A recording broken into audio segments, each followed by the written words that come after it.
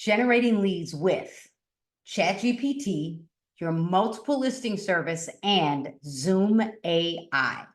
Here's what I need you to do first. Number one, go to your multiple listing service. I like InfoSparks, and download data, like pick a specific city. Recently, I've been using Bellwood as my example, Bellwood, Illinois. Number two, when you download the data, you're going to have ChatGPT analyze the data for a video script for maybe YouTube or social media. Number three, you're going to record the video in Zoom.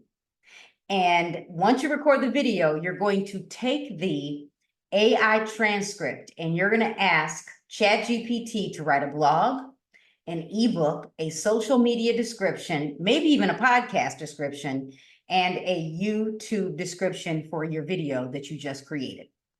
Kind of like what I'm doing now.